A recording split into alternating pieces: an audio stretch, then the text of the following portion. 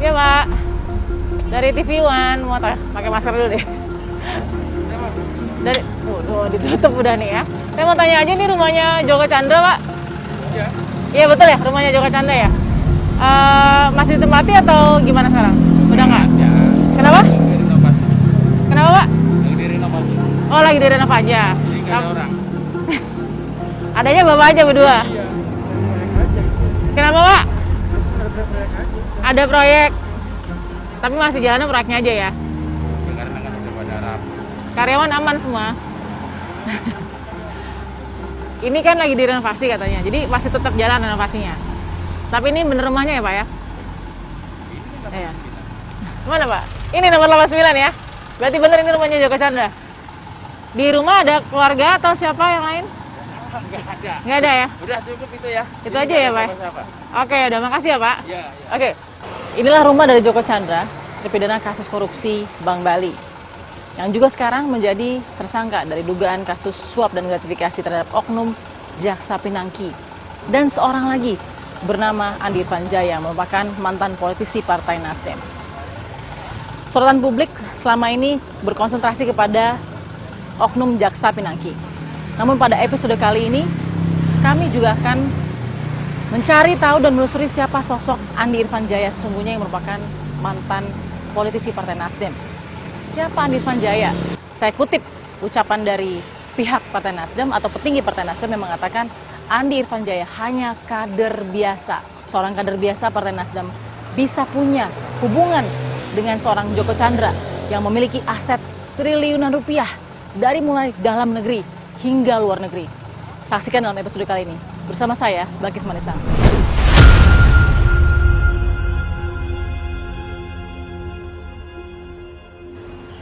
Setelah kita melihat tadi bagaimana kediaman dari seorang Joko Chandra, buron yang berhasil juga bekerja sama atau memiliki permufakatan jahat, dugaan permufakatan jahat dengan oknum Jaksa Pinangki dan juga seorang mantan politisi. Nah, kita akan bertemu dengan mantan sekjen Partai Nasdem, yaitu Rio Capella.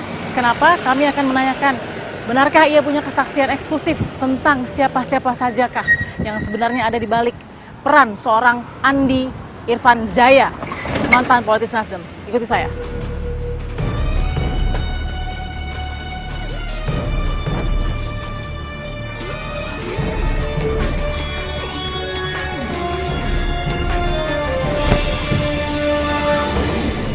Seperti yang saya sudah janjikan, saya sudah bersama dengan Bang Rio Capella. Apa kabar Bang Rio? Baik, baik. Informasi yang akan dibagikan kepada tim fakta akanlah penting. Tapi sebelumnya kita akan jaga jarak ya Bang Rio ya. Ya. Saya mau kita lepas masker juga Ya. Bang Rio agar mungkin pemirsa yang memiliki kebutuhan khusus juga bisa Ya. membaca gerak bibir Bang Rio. Ya. Oke, kenapa tiba-tiba Abang punya informasi, punya sesuatu hal yang dianggap sangat penting untuk diungkapkan tentang kasus Joko Chandra? Ya, begini.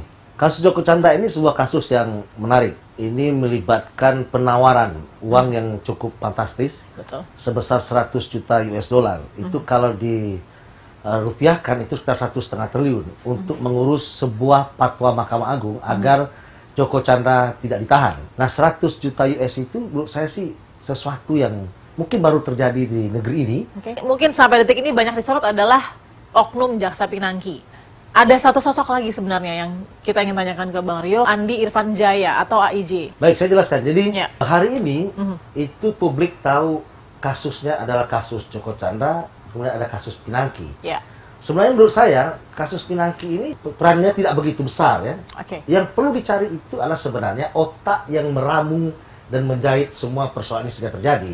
Andi Irfan Jaya ini wakil ketua DPW Sulawesi Selatan dan menjabat selaku ketua Bapilu di Sulawesi Selatan dan sering membantu salah satu bupati di situ namanya Rudi Mase, ya, yang juga ketua DPW Partai Nasdem Sulawesi Selatan. Karena target untuk memenangkan pemilu 2019 yang lalu ini direkrut untuk membantu atau memperkuat DPW dalam rangka mengejar target perolehan kursi di situ. Direkrut oleh? Oleh Rudi Mase, Oke. yang juga ketua DPW Sulawesi Selatan dan hari ini juga anggota DPR. Masih aktif? Masih aktif. Seorang Joko Chandra itu bisa percaya kepada Andi Irfan Jaya, itu sesuatu yang tidak masuk akal menurut saya. Andi Irfan ini bukan sesuatu, ya. Oke. Dia bukan orang yang punya kapasitas